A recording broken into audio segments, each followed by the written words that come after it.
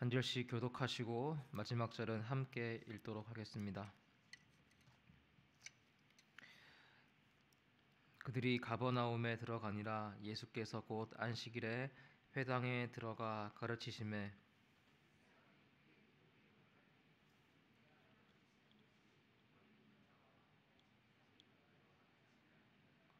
마침 그들의 회당에 더러운 귀신 들린 사람이 있어 소리질러 이르되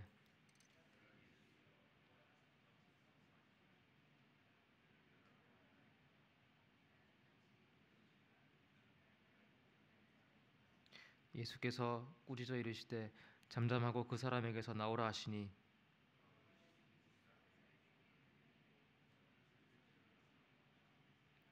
다 놀라 서로 물어 이르되 이는 어찌미냐 권위 있는 새 교훈이로다 더러운 귀신들에게 명한즉 순종하는도다 하더라.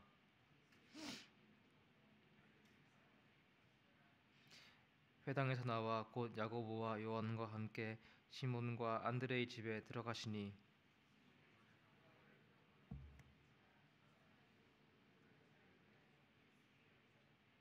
나아가사 그 손을 잡아 일으키시니 열병이 떠나가고 여자가 그들에게 수종드니라.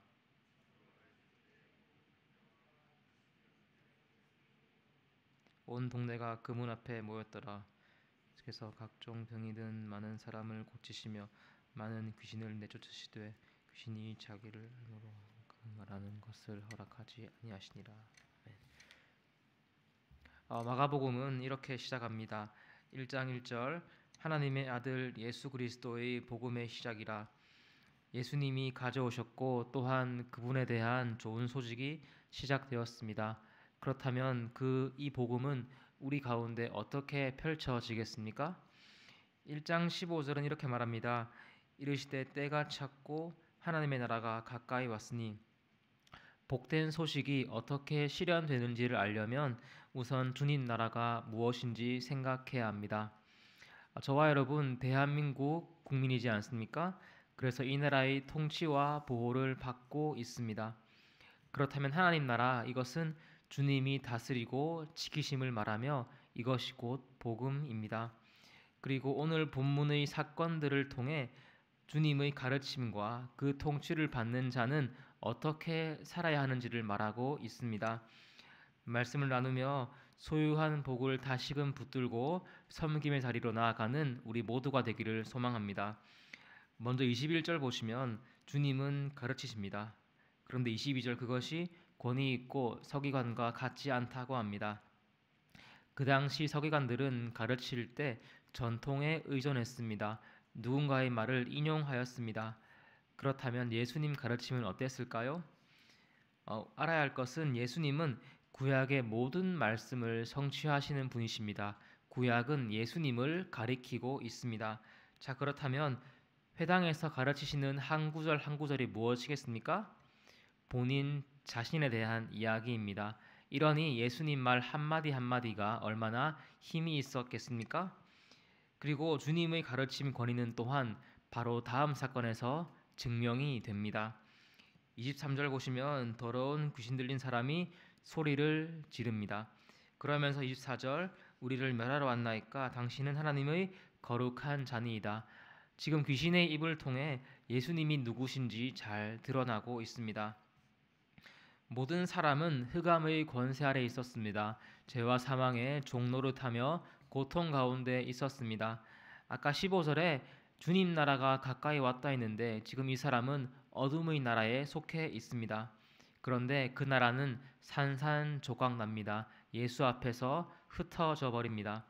성경을 보시면 주님께서 마귀의 일을 멸하러 오셨다고 말합니다. 25절 보시겠습니까? 예수께서 꾸짖고 그 사람에게서 나오라 명령하자 26절 귀신이 순종합니다. 오늘 이 사람에게 하나님의 나라가 임한 것입니다. 흑암에서 빛으로 옮겨진 것입니다. 주목할 것은 이 일에 다른 어떤 것이 필요가 없습니다. 단지 예수님 말씀이 선포되었을 뿐입니다. 그래서 사람들은 이렇게 말합니다. 이는 어찌미냐 권위 있는 새 교훈이로다 더러운 귀신들에게 명한즉 순종하는도다. 우리들 여러 사람들과 관계를 해나가지 않습니까? 그때 한 사람을 무엇으로 신뢰합니까? 그 사람이 자신이 뱉은 말에 책임을 다하나 안 다하나 보지 않습니까? 주님 하나님의 나라를 선포하며 가르치십니다. 그런데 그 가르침에 어떠한 효험도 없다면 그분을 따르겠습니까? 그러나 예수님 가르침은 능력 있고 효력 있고 그래서 권위가 있습니다. 사람에게 생명을 줍니다. 그리고 이것은 다음 사건에서도 잘 드러납니다. 30절 보시면 시몬의 장모가 열병으로 누워 있습니다. 열병은 흔한 것이지만 정도에 따라 생명에 큰 지장을 줄 수 있습니다. 그런데 31절 보시면 주님께서 손을 잡아 일으키시니 열병이 떠났다고 합니다. 여기서도 어떤 강구나 말이 필요 없습니다. 예수님과 접촉되었을 뿐인데 살아납니다. 본문 속에 귀신 들린 자 베드로의 장모 하나님의 통치를 받습니다. 그리고 이때 핵심은 예수님이십니다. 예수님의 선포로 사람이 일어나고 또한 주님이 일으키시니 자리를 박차고 일어납니다. 귀한 성도 여러분, 우리들 예수님을 믿지 않습니까? 그렇다면 그분이 가져오신 복음, 하나님 나라를 우리도 소유하고 있는 줄 믿습니다. 이사야 42장 7절 보시면 내가 눈먼 자들의 눈을 밝히며 갇힌 자를 감옥에서 이끌어내며 흑암에 앉은 자를 깜방에서 나오게 하리라 이렇게 말하고 있습니다. 저와 여러분 과거에는 어둠을 헤맸을지라도 지금은 밝히 봅니다. 또 어딘가에 속박되었고 캄캄한 곳에 앉아 있었더라도 지금은 자유롭습니다. 이유가 무엇입니까? 예수님 통치를 받고 있기 때문입니다. 그런데 이 땅에 살다 보면 어둠의 영향을 받지 않을 수 없습니다. 갇힌 것 같은 느낌이 들고 앞이 보이지 않을 것 같을 때 있습니다. 그러나 속지 않아야 합니다. 이런 것들이 있다고 해서 우리가 주님 통치를 벗어난 것은 아닙니다. 예수님 영원히 다스리십니다. 그리고 이것을 믿는다면 안다면 믿음으로 어둠을 대적하고 더욱 빛으로 나아가야 할 줄 믿습니다. 그런데 이때 한 가지 기억해야 할 것이 있습니다. 바로 주님의 사랑입니다. 32절 보시면 모든 병자와 귀신 들린 자가 예수께 나아오는데 이때 시간이 저물어 해질 때입니다. 본문석 사건들은 모두 하루에 일어난 것인데 가르치시며 축사하고 그 다음 베드로 장모를 고치시고 피곤하고 지칠 그때 사람들이 몰려옵니다. 만약에 저였으면 어떻게 했을까요? 문을 닫아라. 더 이상은 무리다. 했을 것인데 주님은 치유를 계속 하십니다. 이유가 무엇입니까? 사랑해서입니다. 불쌍히 여겨서입니다. 하나님의 나라가 임한다 이것은 기계적인 것이 아닙니다. 그 안에는 사랑이 담겨 있습니다. 사랑하시기 때문에 이 땅에 오셨고 가르치시고 선포하시고 살려주시는 것입니다. 그리고 저와 여러분도 바로 이 사랑을 기억하며 예수님께 달려가야 합니다. 그런데 우리가 예수님께 나아갈 때 기억해야 할 것이 있습니다. 본문 속 예수님을 다시 보시면 가르치시고 자유케 하시고 또 치유하셨습니다. 성도님들은 이것들 중에 어느 것에 가장 눈길이 가십니까? 저는 기적의 시선이 쏠립니다.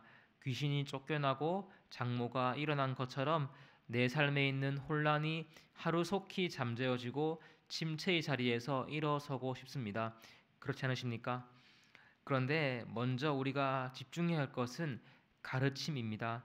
21절 다시 보시겠습니까? 예수께서 안식일에 가르치시니 가르치심이 먼저 있습니다.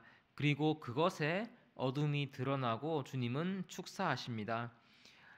귀한 성도 여러분, 신앙의 기초는 가르침, 말씀입니다. 우리 생각에 지루하고 딱딱하지만 말씀에 집중해야 합니다. 제가 청년 시절 다녔던 교회 목사님 말씀이 기억에 남습니다. 말씀을 따라가면 치유와 능력도 따라온다. 그러나 그 거꾸로는 위험할 수 있다. 물론 우리가 문제 해결을 바라고 기도해야 합니다. 주님 일하십니다. 그러나 먼저 볼 것은 말씀 그 자체입니다. 그것이 건강한 신앙인 줄 믿습니다. 그리고 앞서 살펴보았듯이 우리가 진리를 말씀을 바로 안다면 그것 자체가 자유를 속히 줄 수 있습니다. 성경은 무엇을 말합니까? 모든 사람은 죄인으로 태어났고 어둠의 지배를 받습니다. 어딘가에 갇혀 있고 누워서 몸을 일으킬 수 없는 상태였습니다. 그러나 빛이신 예수님 이 땅에 오셨고 그것으로 인해 어둠은 쫓겨납니다. 이것이 하나님 나라입니다. 어둠이 설 자리가 없다고 성경은 말하고 있습니다. 그리고 이 가르침을 분명히 안다면 믿는다면 우리 안에 있는 어떤 악한 것과 어둠도 쫓겨날 것입니다. 이유가 무엇입니까?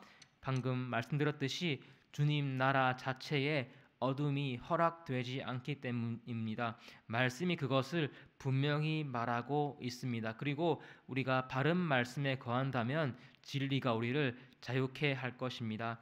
바른 말씀에 거함으로 힘있게 살아가는 저와 여러분 되기를 소망합니다. 자, 이제 마지막으로 주님 통치를 받는다면 이제 어떻게 살아야겠습니까? 베드로의 장모가 나음을 받고 어떻게 했는지 31절을 보시겠습니까? 열병이 떠나고 여자가 그들에게 수종드니라. 여기 수종든다는 예수님과 제자의 섬김에 사용된 단어입니다. 인자가 온 것은 섬기려 하고 그 다음 너희 중에는 그렇지 않을지니 너희 중에 섬기는 자가 되고, 그녀는 고침을 받고 이제 섬김의 삶을 실천합니다. 그리고 그녀뿐 아니라 제자들이 그런 삶을 살아갔고 오늘 우리에게도 동일한 명령이 주어지고 있습니다. 너희들 나의 나라에 거하고 있니? 이제 나와 이웃을 섬겨라. 예수님이 사랑으로 선물하신 주님 나라, 그 안에 말씀으로 거하며 어둠을 벗어버리고 더 나아가 섬김의 자리로 나아가는 저와 여러분 되기를 소망합니다. 기도하시겠습니다.